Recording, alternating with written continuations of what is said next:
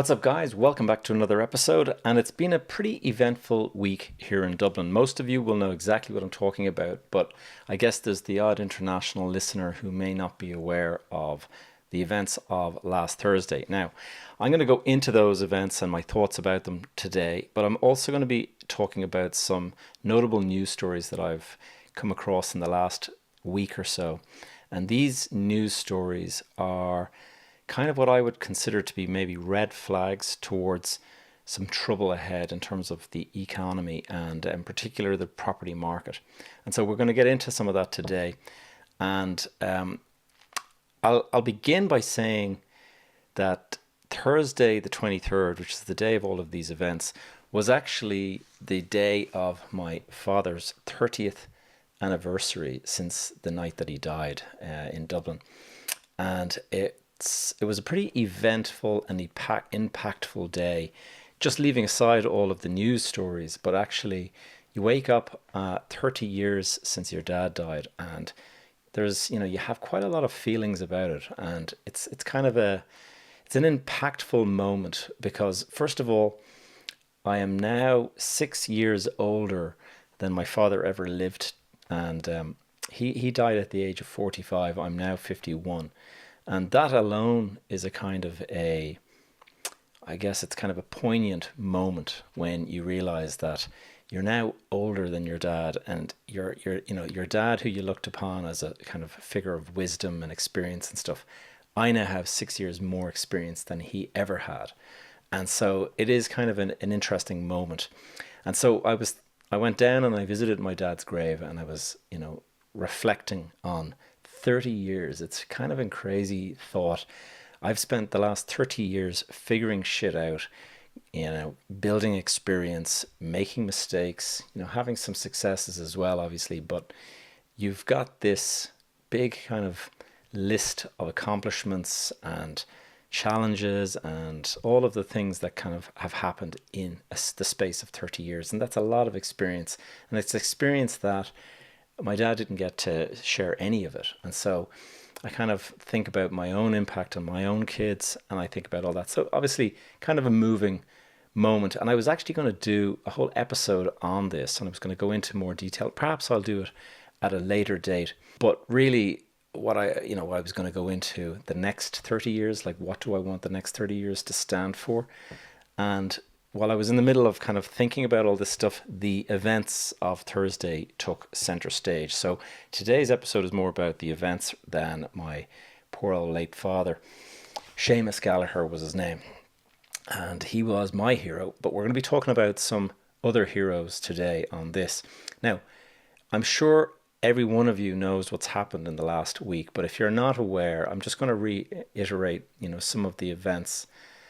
Perhaps some of you international listeners are unaware, or you didn't hear much about it, so you don't really know, but it's a very scary set of events that took place last week for two separate reasons. And the first one is there was at lunchtime, just after the schools finished. This is for the very young schools, the kind of play schools and creche and things like that. There was a bunch of kids standing outside this school on Parnell Street. It's called Gaelscoil Choláiste Muir.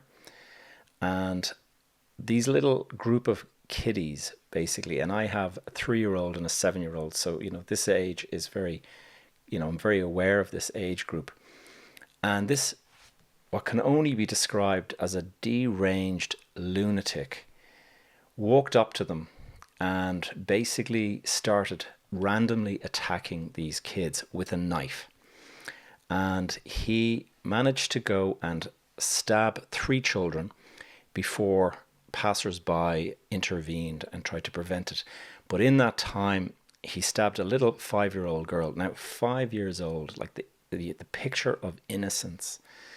And I have a 7-year-old now. It's not long ago she was 5. And I cannot imagine this attack that took place. And anyway, this poor little girl is in a very serious condition in hospital. She got stabbed multiple times by this lunatic. And she, by all accounts, they were giving her CPR on the street, trying to keep her alive because she lost so much blood and things like that. I mean, it's absolutely horrendous. And For me, it's like when you have kids, this hits hard, really, really hard. Now, thankfully, the two other children, one of them was 6 years of age and one of them was 5 years, and they got stabbed as well, but it wasn't as serious.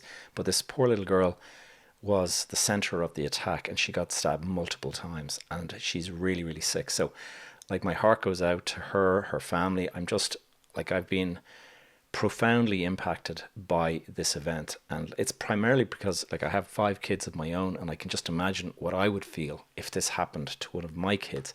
Like, that evening I could not sleep thinking about the events of the day, and like tiny innocent kids, it's hard to imagine. And the worst thing about it is my wife was actually in the city. She was in doing a couple of bits and pieces just beside Parnell Street and where the attack took place, and she left just 30 minutes before the attack took place. So she's a bit shaken up by it as well. I got to talk about, like, let's leave aside for a moment the children and the terrible thing that's happened, but we have to talk about these heroes that jumped in to assist. Now, you kind of think to yourself, these innocent little kids getting attacked, like, who wouldn't step in? But if a guy is wielding a big knife, there will be people who will look at that and will hesitate. There'll be other people that won't even hesitate, won't even bat an eyelid. They're just straight in to prevent it. And the first person on the scene was a 30-year-old creche teacher, probably working in the same school. I don't know a lot of details because a lot of this isn't public yet. But she was stabbed multiple times in the process of trying to protect the children. So she's in hospital. Her condition is reported as very serious but stable, which is better than the critical condition the little girl is in. Also, another man jumped in. He's in his 40s, and he was also received multiple injuries. And so he is stable, serious but stable as well. And there was 2 other guys who are heroes. One, a 17-year-old trainee chef from France. So this young guy jumped into the middle of it and got involved in protecting and pushing the lunatic away. And also a 43-year-old Brazilian, I think he was a Deliveroo driver, so he goes around on his bicycle or on a bike or whatever. He jumped in and he managed to knock this guy out or down with his bicycle helmet. And so, or his bike helmet. Like, all of these guys, if it wasn't for them, like, you just don't know who else would have been hit. Like, there was multiple children standing around, so this could have been multiple children rather than just 3 in serious condition, if not worse. I mean, it's beyond belief that this took place. As a person with a platform here, this podcast, we have an audience. You guys are listening. Like, what can we do to help recognize these people? And what can we do to support the children? And in particular, that little girl. Like, that little girl is in critical condition. Like, I'm praying that she will survive, because that is not a given at this moment in time. But if she does survive, she is going to need therapy. She is going to need mental and physical therapy for many, many years, I imagine, because of, like, a 5-year-old girl. Like, this trauma is just going to, scar her if we're not careful. And so I'm going to be launching a fundraiser for this. Like, if you want to support the fundraiser, send me a message, let me know. But I really want to do something for the kids, and I really want to do something to recognize the bravery of the people who jumped in and got involved and, like, put themselves in harm's way in order to protect the kids. I'm thinking of doing some sort of, I don't know, I don't really know, but I'm thinking like some sort of an award for them, just so that they get recognized. Because, you hope that you would react in the same way, but you just don't know.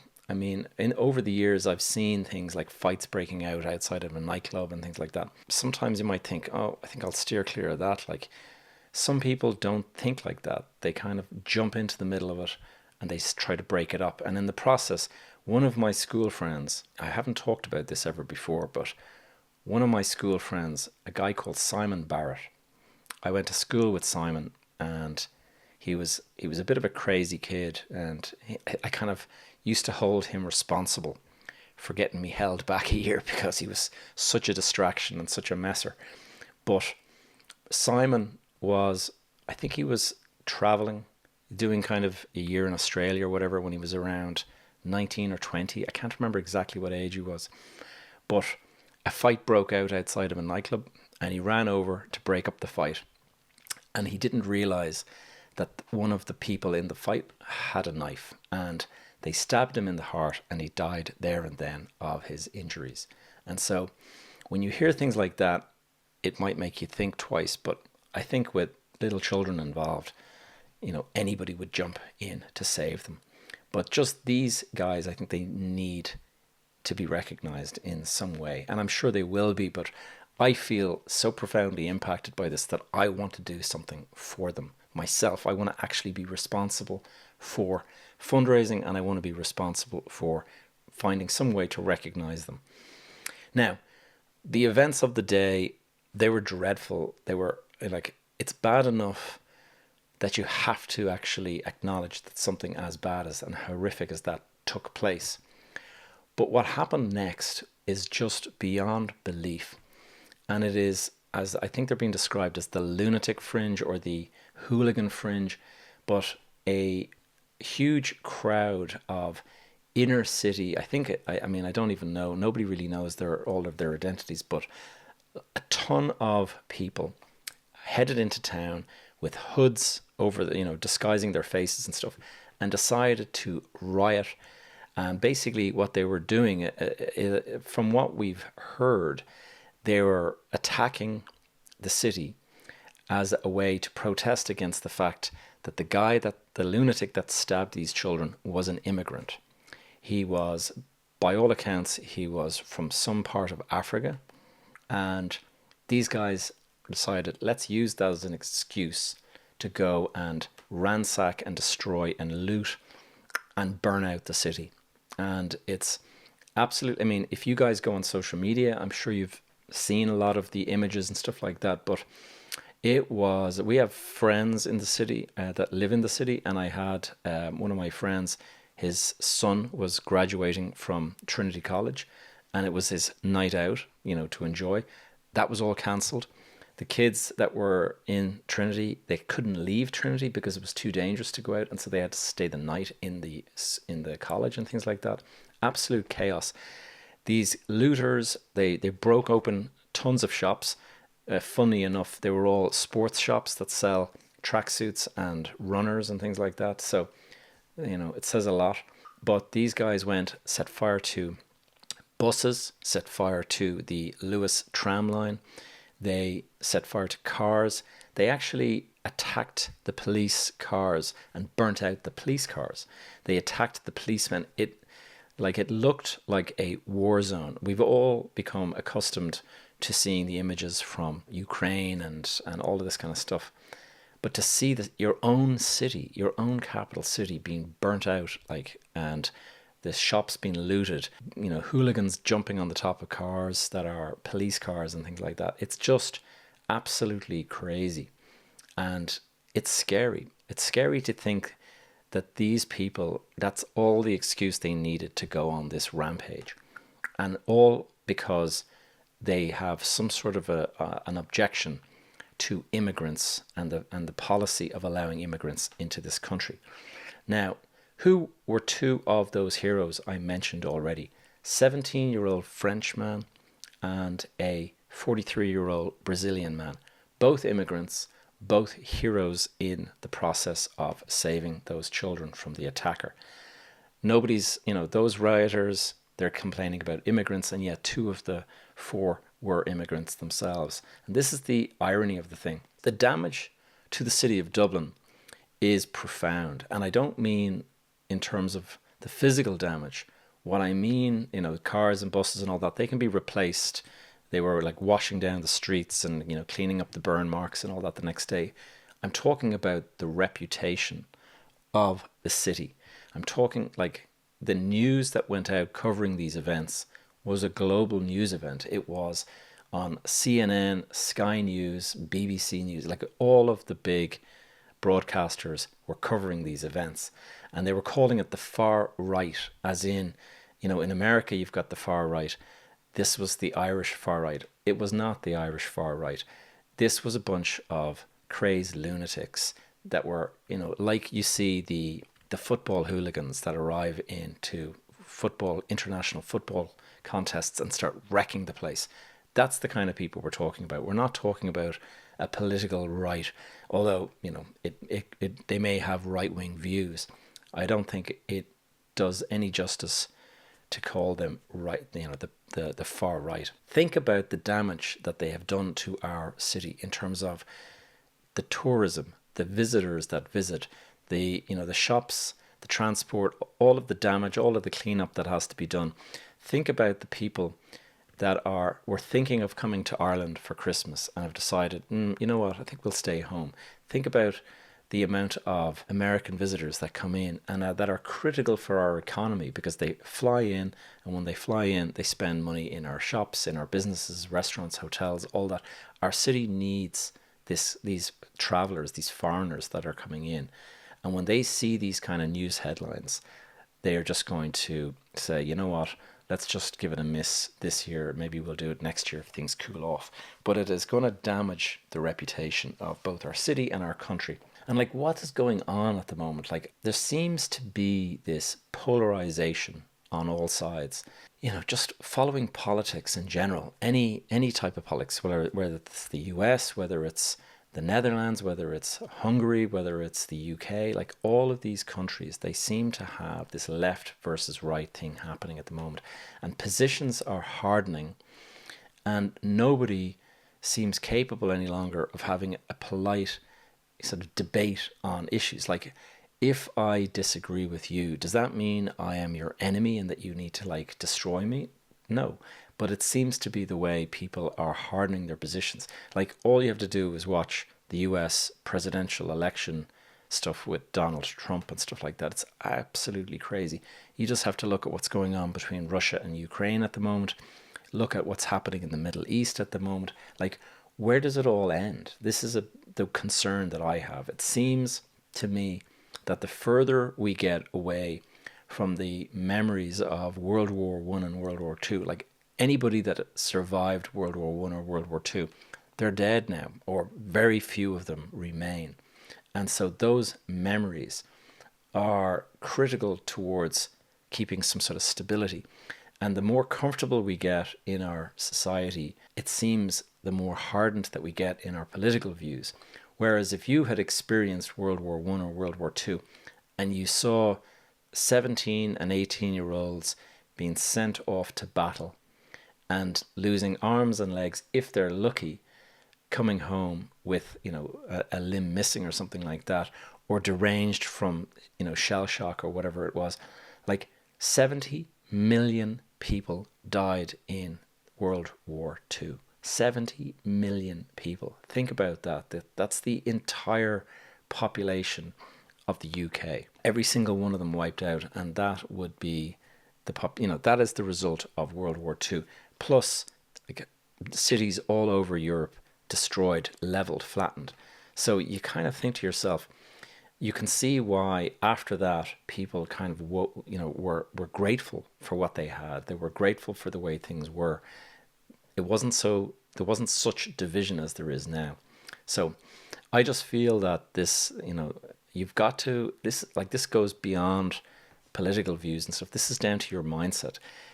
Are you a person that reacts instantly to anger, or are you a person who is conscious enough of their thoughts to control the situation? If somebody does something to you that is, rude or offensive or anything like that, do you fly off the handle? Do you instantly respond and attack back?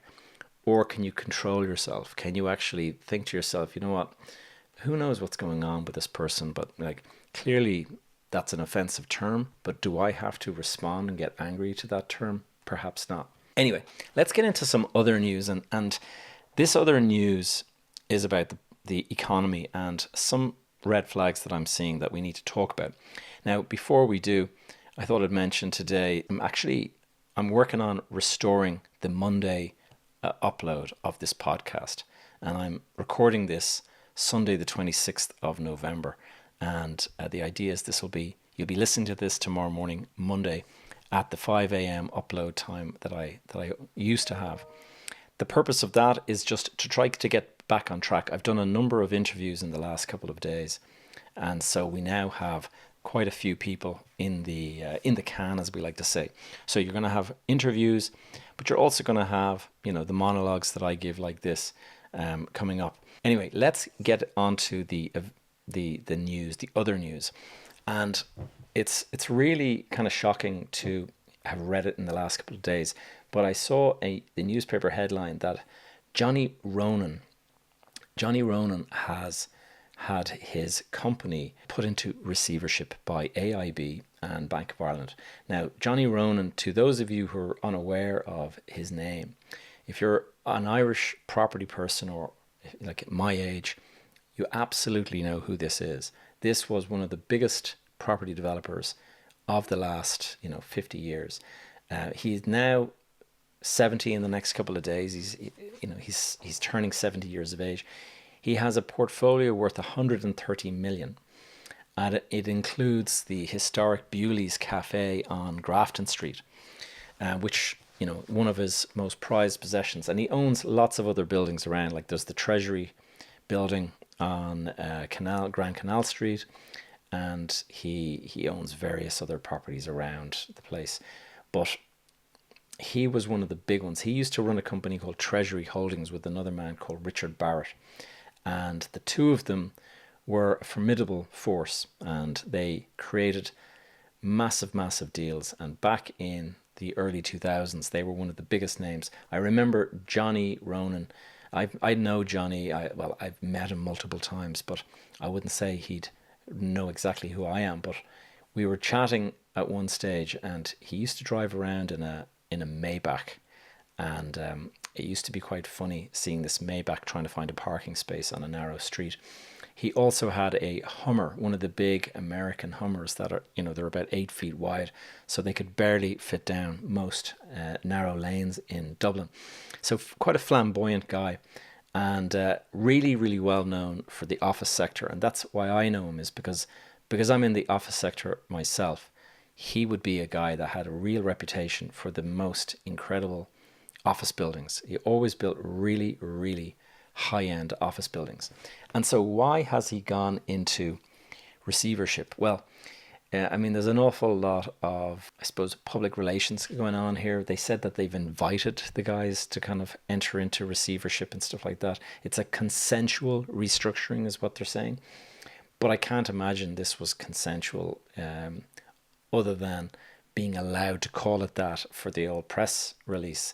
But Ronan Real Estate Group, Ronan Group Real Estate, RGRE, that is a development business that is actually continues to perform, according to them, perform strongly.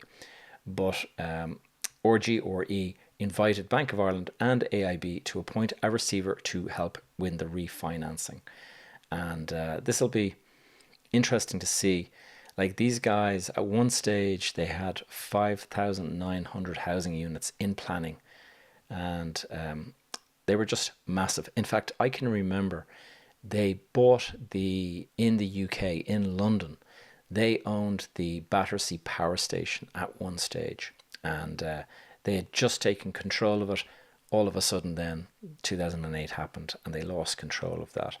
But really, very, very colourful character, and incredibly successful developer. And so to hear that he's gone into receivership is just kind of staggering. And it marks, like, I won't say it's the Lehman moment, but I would say that it certainly, when I read it, it kind of felt a little bit like a Lehman moment for the Irish property market.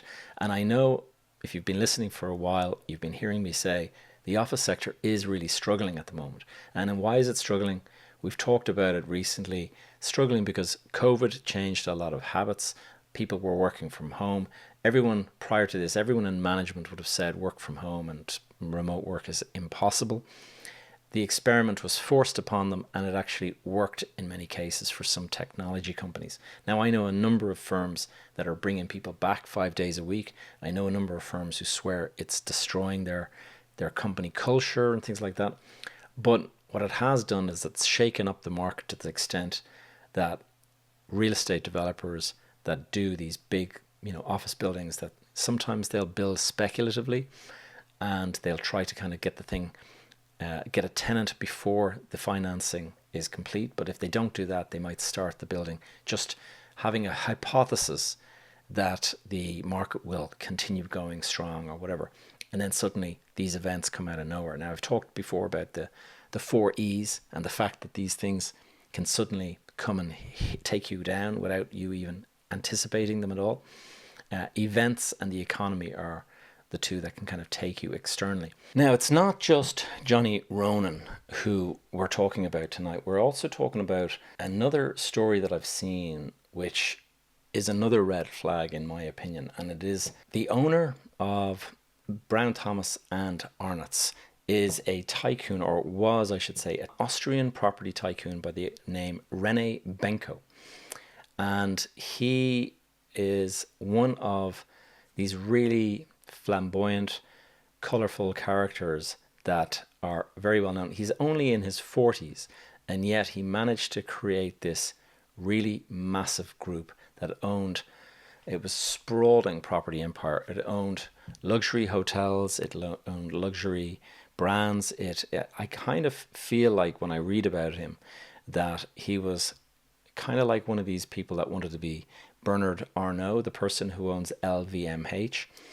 And like, to give you a list of some of his properties, his highest profile luxury properties was, for example, the Chrysler Building in New York. He owned the London department store Selfridges, and it owns Brown Thomas and Arnott's in Ireland. In Berlin, he owned all of this really expensive streets, these entire streets that basically have all of the luxury stores. And his group was called Signa, and Signa had a huge amount of debt in order to fund all of this. And in the same way we're talking about Johnny Ronan there, a lot of these guys, they have a hypothesis, and the hypothesis is that things are going to go strong, the debt will be low interest rate debt, and it'll be like that for several years, and we'll go and we'll scale up and we'll get to this huge size where we dominate the market, and then we'll sell off some stuff and we'll pay down our debt, and then we'll get ourselves and we'll add value and all this. And this is the kind of thing that lots and lots of people have been doing over the years, and sometimes it works. You'll have some people, they pull it off, their hypothesis turns out to be true. I think there's a certain amount of luck associated with that.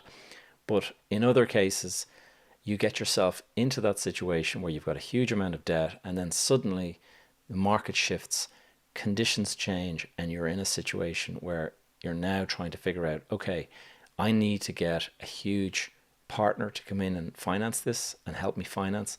And as it turns out, he brought in somebody to help him, overcome these debt problems.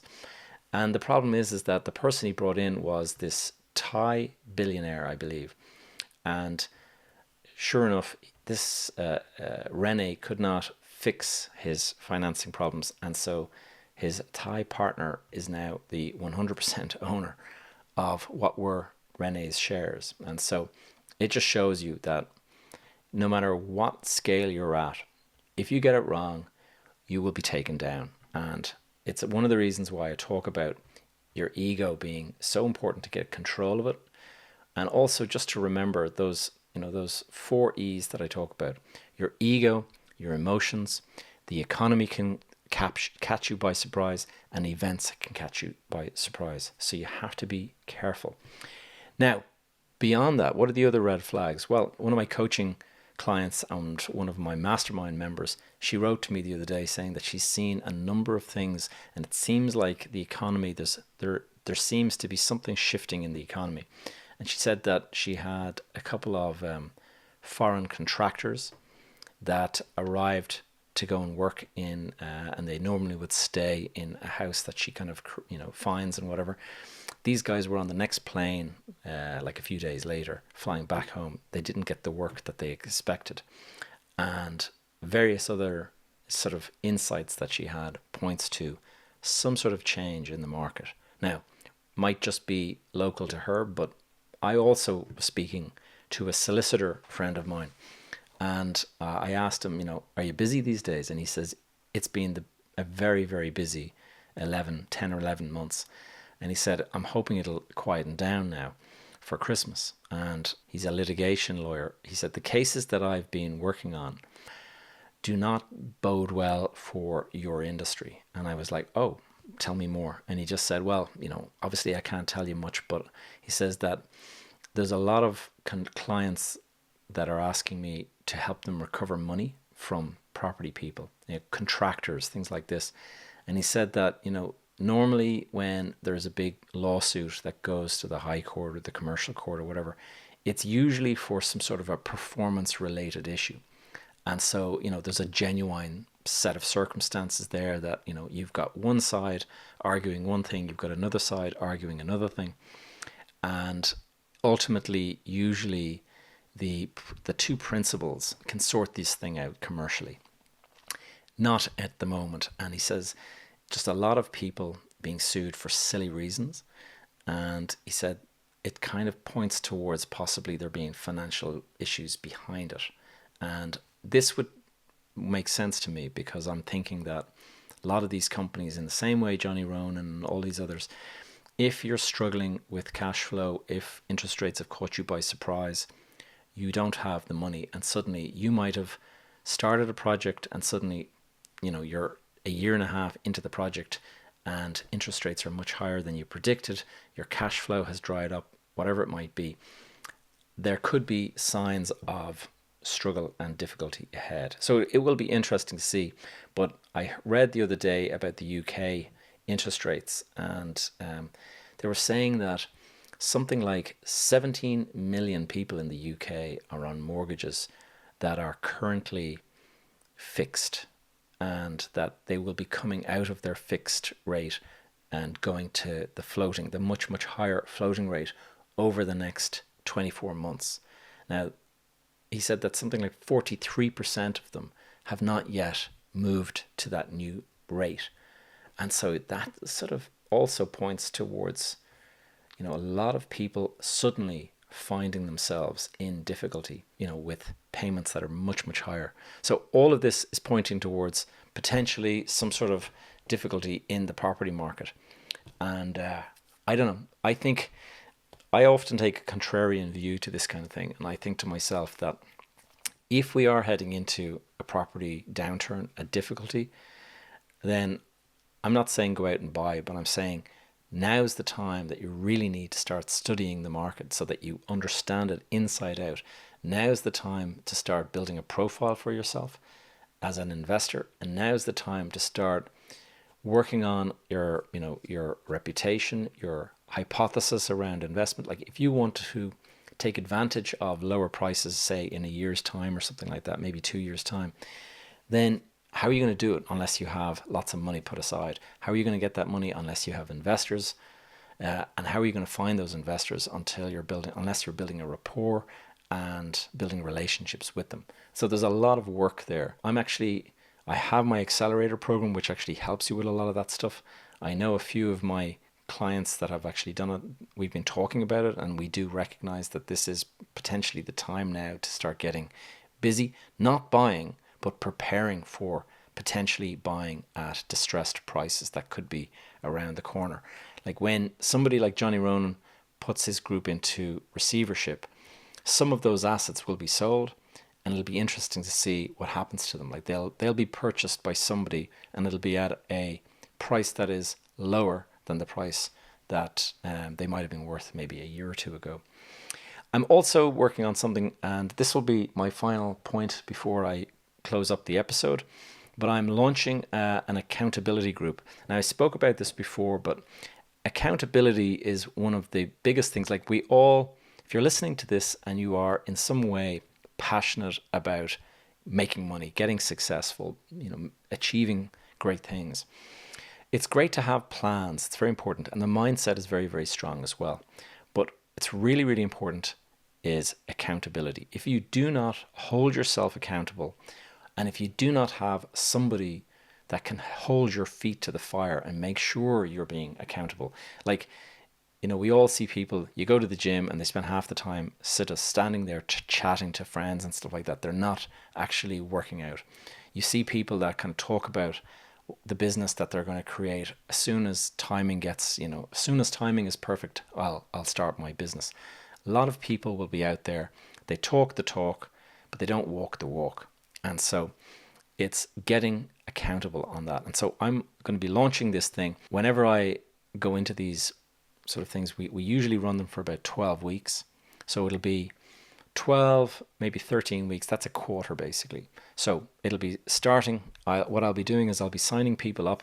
I'll be doing what I've done before. The way I build my courses is I have an idea and I create a concept, and the concept will be like a minimum viable product. I will have a course structure. I will have, we'll say, like a workshop every week or whatever it might be. And the idea is you create an early bird version of it, and you let people in. They get all these like extra things thrown in for free because they're the early birds. They're kind of like test subjects in a way, but they get to give me feedback, and on that feedback I build, I refine the product perfectly. I will be doing an early bird deal for anyone who's interested in joining this accountability group. It will be like anyone who's done my early bird stuff before, that you get a ton of additional value that later versions won't have. And the reason I throw in all that extra stuff is just I want to know what works and what doesn't. I want to get the feedback on, maybe I throw in 10 different things, but I only intend on actually having 5 of them in the course. But you won't know which 5 to put in unless you throw in 10 and find out which one gets the best response. So that's the kind of way I run these things. If you'd like to be a part of that, let me know. And I'm going to be creating a wait list. It'll be for the first week or first week of January or so, we'll be kicking this thing off. So it'll be the first quarter of the year will be the first period. I'll probably run it again every quarter after that. But for the people who are interested in the first quarter, let me know. And again, those of you interested in the first part of today's talk about helping me fundraise for this little kid that got stabbed and to recognize the heroes, I'd love to hear from you if you have any thoughts on that. So guys, I hope you found today's episode interesting. We'll be back with an interview next week. But until then, my friends, remember patience and discipline. Stay grounded, and I'll catch you in the next one.